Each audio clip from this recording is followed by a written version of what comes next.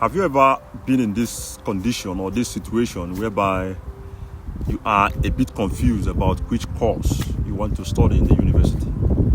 That is, you don't know, you've heard of many courses, but to make the decision to study any of them is quite complicated for you. You are a little bit confused. You like option A, you like option B, as well as option C. But to say now, I want to go in for this, it becomes something that is very difficult for you to do. Anyway, this video is for you. I'm here to share some tips, some things that you need to consider before settling down on any course. Number one on my list is personal interest and passion.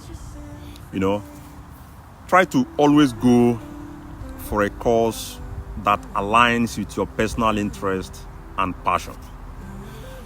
The reason why I say this is because it is easier to scale through a course that you have passion for than something that you are being forced to do.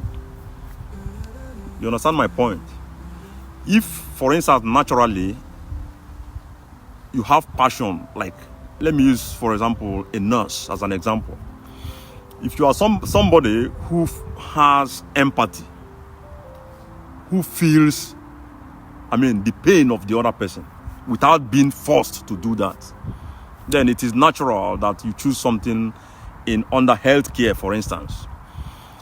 Because as a nurse, you are going to meet a lot of difficult patients that will require that, that you show them love.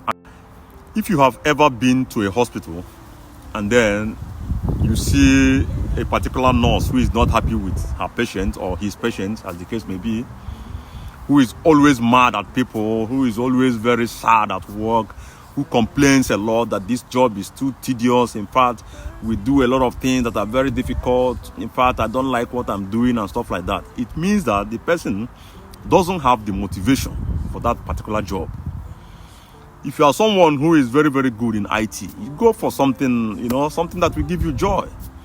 The reason is because when you engage yourself in a profession that you have motivation for, the job becomes very easy for you. As a nurse, for instance, if you meet a patient that is very, very, very difficult, some patients can be very, very challenging. You have to do a lot for them, and it's so difficult. But you do it, you are smiling.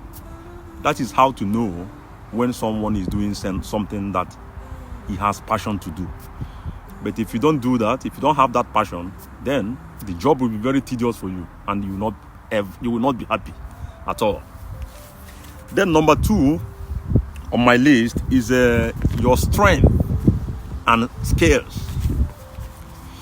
If, for instance, you are good in maths, then go study maths. You can become a lecturer. You can teach mathematics in the university. If you are good in engineering, go for something that will take you to engineering course, because that is what at least you can do better. Always evaluate your strength, know what you are good at, and then go for that. Don't go for something that will give you headache. Of course, some courses are very challenging. You have to have that mental capacity to carry them along. But don't let anyone push you to something that you cannot do. Some people, let's say now, I have two children, for instance. I say you must become a medical doctor when the person has interest in something like law. Because coming home, you see that he passes some of these subjects very well, and you know that his career maybe is going towards that direction. You don't need to discourage that person. Always encourage him to do what he or she can do. Don't force the person to do something that he cannot do, something that he will just go in, and then tomorrow he will be failing the exams every time. So consider the course that you can do. Consider something you must be good at a particular field. Then go for that very one. It's very, very important. Then number three is what is called career prospects.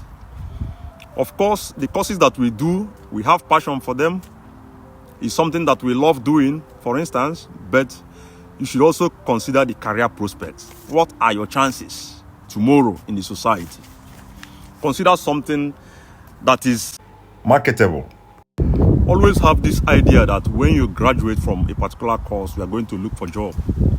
And of course, depending on where you are, some countries you might need to enter into a competitive job market. Some places it will be easier for you to get a job immediately after your graduation. But always have this mentality that this course I'm going to do now, is it marketable? You know, what are your chances in the future after your graduation? It is very, very important. Then number 4 on my list is what I call university reputation. Some schools are well known in a particular field. For instance, in Nigeria, you can say some schools, they will tell you that this school is very good in engineering. This school is very good in law. This school is very good in social thing and stuff like that. So always go for, if you have chosen your course of study, then next thing that you have in mind is which university is well known in this particular field. There is one university here in Sweden, in Malmö, called World Maritime University, where worldwide it is well known. If you are into maritime, you don't need to ask questions twice. Just file your application. If you want to do masters, come to World Maritime University Malmö. It's an awesome university. I've been there myself. You know, I used to have a friend who studied there back in the years. So choose a particular school. Choose your own course and then look for schools that are well known in that very field and then go for it. Then the last but not the least is the course duration. Medicine, for instance, all over the world, it takes many years for you to graduate. It takes about 6 years. Here in Denmark, for instance, your undergraduate level will take you 6 years. After the undergraduate program, you still have about 2 to 3 years for masters. Then after that, then you have other things that you have to work in the hospital for 1 year, and then go to different hospitals where you will be evaluated as well before you become a qualified medical doctor. It takes years. Some courses, for instance, law, it will take you like 5 years or so in Nigeria. Then after that, you go to law school, and then after that, you go for youth service and stuff like that. While some courses will just take you, on average, 4 years. Then you go for youth service, and then you come out and, of course, begin to look for a job. So it is important, but it's not the most important, always also to look for a course that aligns with your own time as well.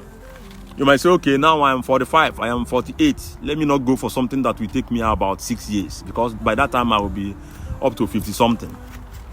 Then choose a course within your age range. Choose a course according to how many years that you have, or choose a course that you know that you can do within a specific time frame. Don't look for something that before you finish, you are already growing gray hair.